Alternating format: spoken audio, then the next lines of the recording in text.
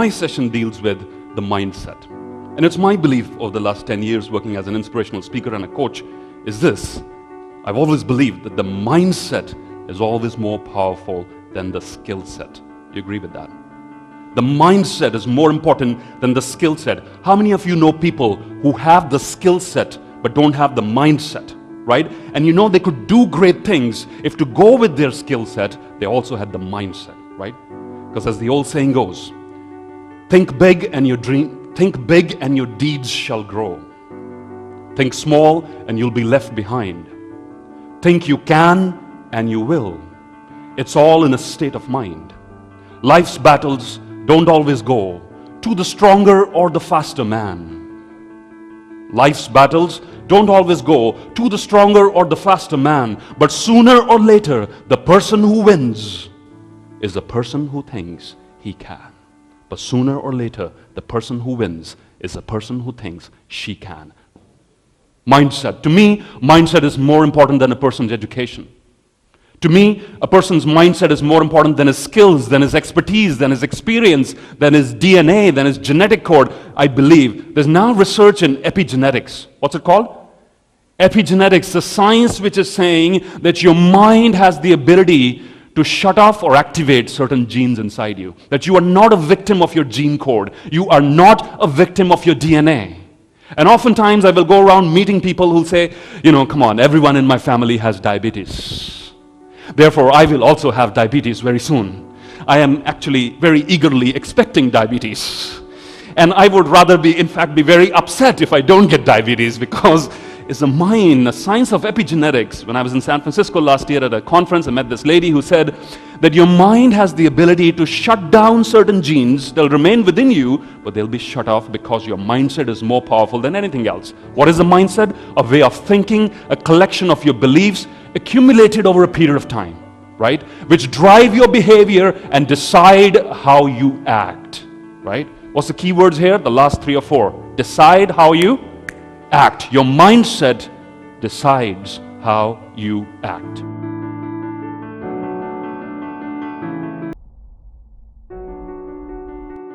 And I'm happy to be in a city which has demonstrated again and again, it's been a beacon of hope that yes, we can, right? Even the most difficult challenges ever. Where else do you find the sort of diversity that you find here in Dubai? Where else, from the airport reception, from the Marhaba counter to your hotel, do you have an opportunity to interact with 10 different nationalities and pick up some of their language on the way? Professor Richard Florida, one of the leading experts in innovation and creativity, he talks about cities being hubs of innovation. Do you agree that's a possibility? Certain regions are more innovative than others. And he talks about 3 T's. 3 words starting with the alphabet T, which make it possible. Number 1, technology. You have plenty of it in the city. Number 2, talent. You've been able to draw the best talent from across the world. And number 3, most important, tolerance. Tolerance. The ability to listen to points of view which are vastly different than your own, right? And to bring them all together. And that is what has made this city truly innovative. And it's my pleasure being here today among you. I think there's not a lot to be said after His Excellency Sultan bin Sulaim's speech this morning, which captured so many wonderful facets about innovation and the history of Dubai. Never before, I think it's been an experience for myself. Few things which I noted down, want to share with you, and also helpful to me as a speaker are, in Dubai, we listen to ideas. I think that really captured my attention. In Dubai, we listen to ideas because there is never a shortage of ideas, yes or no? What is usually a shortage of, A, the will to make it happen, B, the ability to listen to what potentially might be out there in store. And second thing we said is, in Dubai, we listen to ideas. Number 2, don't listen to the experts, don't listen to the media. I think that was very touching, a very, very pertinent point he made there. In the year 2012, my niece, who was in grade 6 at that point of time, stopped doing her homework. So my sister called me. She said, you're an inspirational speaker and you go around the world, you're making these presentations. Look at your own house. Your niece has stopped doing her homework. She's not interested in studies anymore. So I had a conversation with her. I said, look, what's going on? Tell me. She said, Uncle, Mamu, she called me. Don't you read the newspapers? Don't you know it's the year 2012? Haven't you heard the world is going to come to an end in the year 2012? In December? It's October right now, right? I don't want to die doing my homework. You know? This is the mind of a little child, right? Being affected by what's happening around her. Having said that, children are always full of possibilities, yes or no? How many parents have young kids here? Raise your hands, please. Yeah, they're like, yeah, no. They're not very eager birds, right? But they're full of possibilities. Would you agree with that? Yeah? My 6-year-old daughter the other day, when we were just driving past, and she saw this little animal in the middle of the road intersection who was hurt, and it was bleeding. So she said, Dad, when I grow up, I would like to take care of this. I said, sweetie, is that what you would like to do when you grow up, be an animal doctor?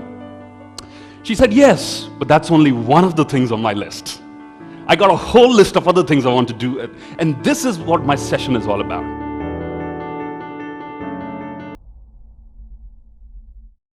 Innovation is the ability to initiate change. Now, not just react to change. Anyone can react to change, yes or no? Once it's already there, you have no other options left. That's the only way forward. The innovative mindset is the ability to see in the macro and the micro environment, this is what is changing, and this is what we will need to do before the changes happen. We got to set the tone for what's about to happen. We're not just going to react to it, we're going to be proactive, reach out. We're not going to be kittens, we're going to be monkeys. If you watch National Geographic, stay with me here please. What you will see, when the mother of a kitten has to rescue her baby, what she does? She'll pick it up by the teeth, right, with her mouth, and rescue it, take it to a safer place. You seen that? Yeah? Monkeys, it's very different. The mother monkey is going to pass by at her usual speed. She will not even slow down. At her usual speed, she will pass by the baby monkey, and the baby monkey must jump on to the mother's back if he has to rescue himself. You see the difference? One is being rescued, the other is rescuing himself, right? Innovators are change makers. They have the ability to rescue themselves. Human beings, entirely different story. Sometimes we take a little bit longer than all the animals together. I'm reminded of this story where a mother has to wake up her son to go to school every morning. And it was a usual thing every morning, 6:30 in the morning. Son, wake up, it's time to go to school. Mom, I don't want to go. Everybody hates me. You must go, it's time to go to school. So this conversation back and forth. Mom, give me one reason I should go. Everyone hates me. Mom said, son, I'll give you 2 reasons. Number 1, you're 45 years old. Number 2, you are the principal of the school. Therefore, you must get up now and go to school. So, innovator mindset is not about reacting. It's about taking initiative, putting yourself out there, taking risks, right? Innovation is the ability to initiate change, not react to change.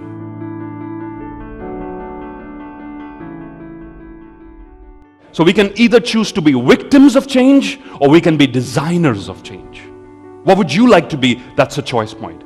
Encyclopedia Britannica, I bring this example because this company, this was not only a corporation, but also considered like an institution upon itself.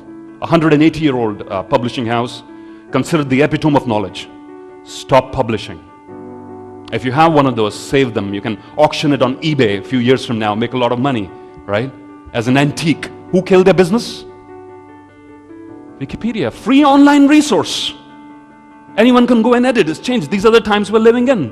When I do, I speak sometimes with the education experts in the education segment, I tell them there used to be a time when our teachers could go on the front of the classroom and say, I am the walking encyclopedia of this subject, right? And now kids say, thank you very much, I got Google in my pocket, right?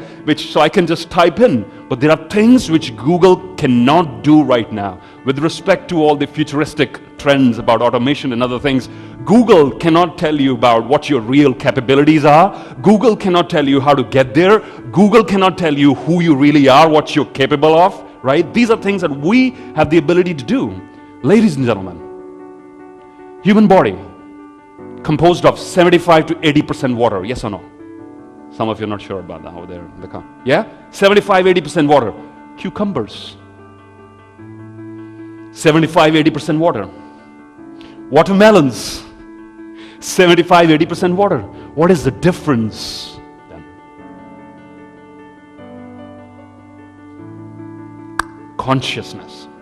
our ability to think, conceive of new ideas, our ability to project ourselves into the future, our ability to envision things which do not exist yet.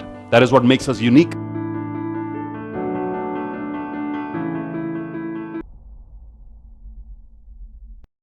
We were all born innovators. And some of you are thinking, oh really? No, I know some people and I doubt it. Were they born innovators, right? Of course. You know, we were born with the spirit of exploration, to do silly things, to do crazy things. That's how we make sense of the world around us.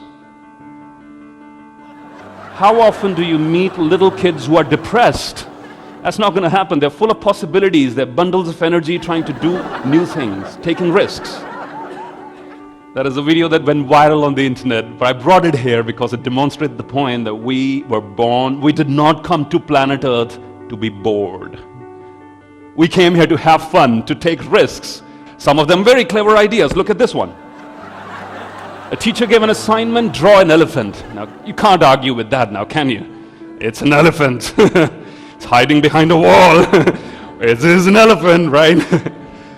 Our biggest hopes for the future lie with young minds like these, ladies and gentlemen, who are willing to challenge the status quo and say, here's a different way to look at it, right?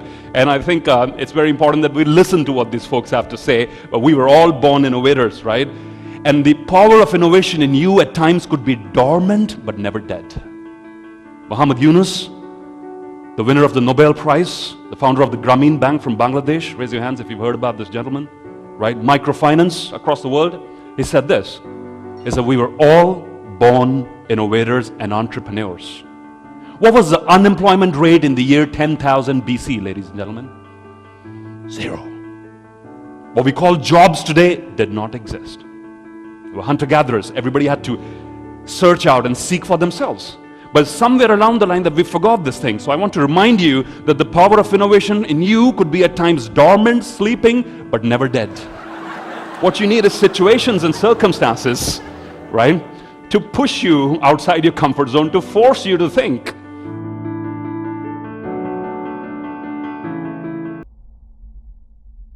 How many times during a day or during the course of a month do you have opportunities like this that present themselves, but you fail to act just because it's self-doubt, it's self-consciousness, it's fear of failure? You're not too sure whether I will get the book or not. You're not too sure of the outcome. Wasn't the speech of His Excellency when he was talking about Dubai and how it was made and the risks with Emirates Airlines and all the other risks? Could they see beforehand the outcomes of all these things? Yes or no? No, not in reality, but they could see it in here. This is what innovation mindset is driven by, what we could see in here. Helen Keller said this beautiful thing.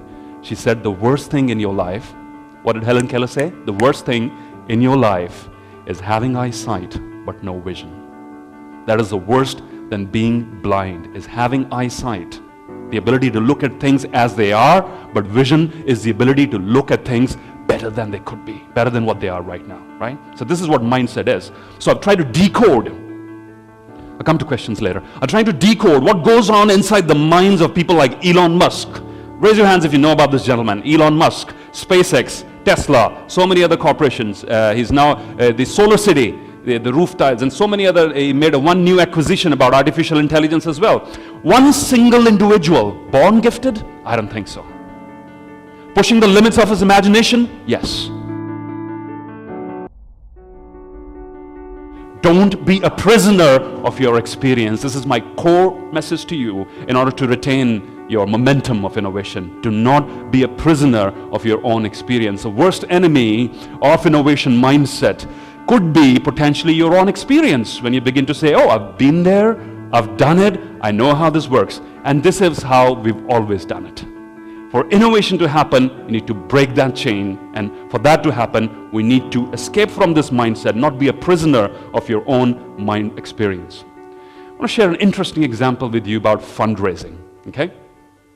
It started with something like this, with boxes like this, with the donate written on top of it, until someone participated in the employee suggestion scheme and said, what if we take a transparent box, put a few dollars inside ourselves so it looks a little full, and what's going to happen? The number of donations are going to go up or down? Some of you not sure. Up. Up in some cases. But why, if they up, what is likely to happen? Social proof, yes or no? I can't see how much money is in there. Here I can see, this is what this money is already in there, and I'm more likely to dispense with my hard-earned cash now that I've seen social proof. You with me so far? From moving from here to here, innovation. Will we call it innovation?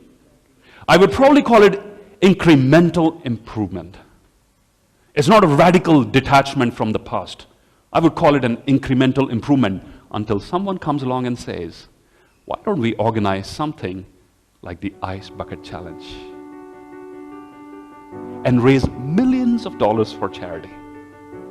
The ALS Foundation raised so much money and so much awareness in the span of 10 days that they did not know what to do with that money. This is the power of innovation. Now, question for this August audience. To move from here to here, did I need to break away a lot from my previous experience? Yes or no? Probably not. Still a box. It's a transparent box. But from here to here, I needed a huge jump. Yes or no? Huge chances of failure. Yes or no? I needed completely radical new thinking. And this is what I'm talking about. This is the innovation mindset in action when you're bold enough to present ideas which are completely detached from the past. Give it a try if you can read what's on the screen, please. Give it a shot. Yeah, were you able to raise your hands if you were able to read most of this, right? Not legible English, not the usual side of English that you read. What's happening? Your brain's ability to jump to conclusions, yes or no? You're banking on your previous experience. Your previous experience is useful here in this instance. Do you agree with that? Yes, my brain knows how to decode this. I know these words before. The alphabets are jumbled, but I can make sense of them. Experience, ladies and gentlemen, is not always bad. However, in certain situations, it can be, like this one on the screen. Have a good look, please. An image can say 1,000 words. Certain things we're caught up in just because we do them every time. Here's a sapling planting ceremony and the ceremonial watering after it while it's raining with the umbrellas held. We could do away with this, something like this, yes or no? Innovation is not always about coming up with new things. Sometimes it is reducing the old things, yes or no? Do you agree with that? It's to do away, remove the clutter. It's really, really important. That's also innovation. It's not about adding on. Sometimes the best innovative ideas are, why don't we stop doing this? Because it's about time. We don't need it anymore. I want you to start thinking on 3 lines, ladies and gentlemen. What I should start doing, what I should stop doing, what I should continue doing. Right? Because sometimes the biggest secrets of success could lie not in the things that you should start doing, but in the things that you should stop doing, where you are being your own biggest enemy. I was invited to speak at a principals conference in India, where a lot of principals from different schools were there. And so as the chief guest, after the speech, they invited me to do the sapling planting ceremony. So we went outside and we had to plant a sapling there. It wasn't raining. I knew that before, right? I learned from my experience, very interesting thing. So the vice principal is asking the principal, where should we plant the sapling this time? And I overheard them. They said, the same place where we planted it last year, right? Which told me there was another chief guest last year who planted another sapling there and nobody looked after it, so it never grew up to be a tree. Don't be a victim of your own experience. Is that making sense? Don't be a victim. Just because it worked for you in the past does not guarantee it will work for you in the future. As speakers, it's very difficult for us to decide what slides I'm going to have on my presentation. Speakers on the table, would you agree with that? We tend to fall in love with them, right? It's just like a father to his kids. No matter how ugly the kids are, we love them all and we love them to death. But I know this as a speaker for the last 10 years. What works in one place with one audience could fall flat with another. So therefore, you have to actively detach from your last success or from your last failure and think afresh every single time.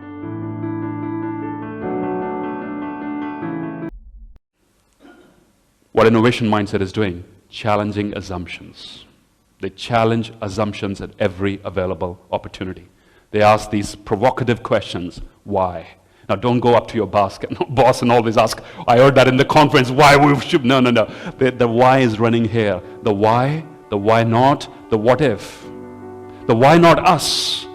The why not now? The 5 very provocative questions. Why? Why not? What if? Why not us? Why not me? Why not now? Will force you, will put you in a situation where you are thinking outside the box, and most importantly, you are challenging the assumptions which are prevailing at that point of time. Don't be a victim of the opinion of other people, right? Because the experts have almost always usually been wrong, yes or no? People who've innovated have gone against the advice of the experts who said at that time, this can't be done. I'm reminded of a Steve Jobs story where they were building a prototype. The R&D team was building a prototype for the first iPod. They're not selling anymore because whatever, this has been integrated into the iPhone. But the first iPod, 9 months, billions of dollars in R&D, and the team comes up with this prototype. Steve Jobs holds it in his hand and said, too bulky.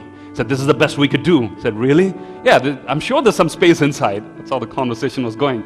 No space inside, we've done our best. He throws it into, he has this little fish tank in his office, and he throws 9 months of hard work and billions of dollars in R&D in the fish tank. And what happened? Some bubbles were coming out. He said, you see, there's space inside. That's how the bubbles are coming out. Now go back and let's rebuild this thing, right? So these are the sort of people who have challenged the experts at all times. Steve Jobs himself was not an engineer, ladies and gentlemen. He was not from a hardcore engineering background, more a design and user experience background. And therefore, how many of you are outsiders to your field? Raise your hands, please. If you're an outsider in your industry, you have an added advantage because you're not carrying the baggage of the legacy of that particular thing. You're an outsider with a fresh perspective.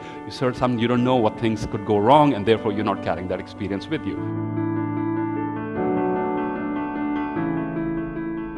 So I'm about to come to a close to my presentation, but here are some of the key points before we go that I want to share with you. You can take a picture if you like, I'll walk you quickly through them, right? Okay. Innovation mindset is all about choices. The human mind is free to choose, yes or no? Yeah? To choose, to use its ability to think. Choice number one, will I be a player or will I be a spectator? Question, what's easier, ladies and gentlemen? Being a spectator or a player? Spectator, you're not going to get hurt, you can criticize, you can comment about it. Being a player is dangerous, but that's where you make a difference, right? Number two, will I be a monkey or a kitten? Which essentially means, will I wait to be rescued or will I rescue myself? Will I wait for instructions or will I take initiative? Fundamental driving belief of innovators is they take initiative. Take initiative. Will I be a victim or a winner? I was reading a book recently which said, sometimes we get so used to playing the victim in life that we fall in love with all of our problems because of all the attention that we get. And we say, I don't want to change it. Sometimes they say sick people don't want to be well because what will happen to all the extra attention that they were getting, right? Stop playing the victim, right? It's one of the most easiest things to do, but being a winner and persisting and making efforts is hard, but that's where you make a difference. Number five, will I operate with the baggage of my past or the pull of the future? Let the pull of the future drive you, okay? Drop the baggage of the past, good or bad, whatever it is. Don't let your success go to your head in terms of what you can or cannot do, but drive yourselves with the future pull. Number six, will I wait for issues to happen and then respond, or will I be proactive and respond to them before it? Number seven, will I live my life in the comfort zone or in the stretch zone? Innovators spend their life and their careers in the stretch zone, not in the comfort zone.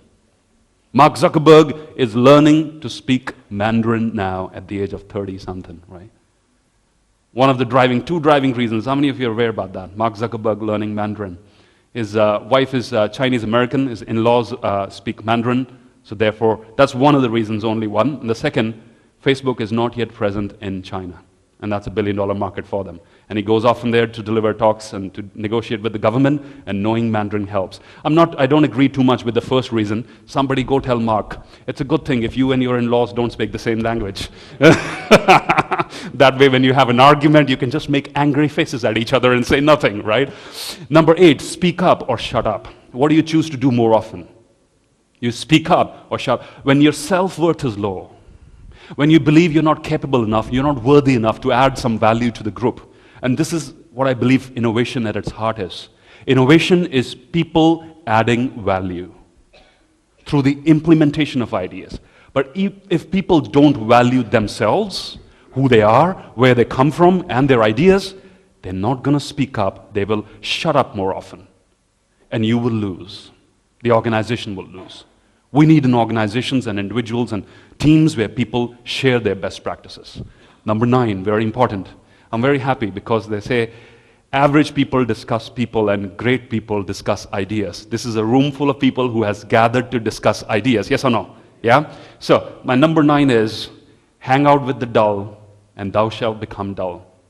Hang out with the weird and thou shalt become weird. Be very careful and selective of the company that you keep. Some of the best things that you will learn will come outside from your domain expertise. You with me on this? Some of the best things you will learn, some of the best things in my life, in improving my craft as a speaker, have come not from other speakers. With due respect, I've been to a lot of conferences, I learn a lot, but have come from people outside my industry. Like my friend who has a recording studio, who trained me how to use my voice better, who trained me how to use a mic better, and these simple things which perhaps one would usually overlook. So here's what I'm asking you to do. How much time do you spend outside your usual circle? In a circle where you're new, where you're uncomfortable, which is not your usual place. Do it more proactively. Go to those conferences. Spend time with those people, right? Who challenge what you think, who are bringing a fresh new perspective in what you are doing here today. That's all I had, ladies and gentlemen. And in the end, I want you to remind this to you once again. Einstein, he said, creativity and innovation is intelligence having fun, right? So one last time, deep breath in please, once again. Shake someone's hand on your right and left, look them in the eye and say, enjoy the journey. Do it, say it with a smile please, if you will. If you will. Enjoy the journey. Ladies and gentlemen, Simerjeet Singh all the way from India for this specific Ideas Arabia conference. I'm going to ask you to stay on stage. Oh, thank you. And I'm going to call Mr. Muhammad Mutawa, Secretary General for Dubai Quality Group, to hand you your trophy for appreciation for that session. Thank you one more time. A round of applause for Simerjeet Singh.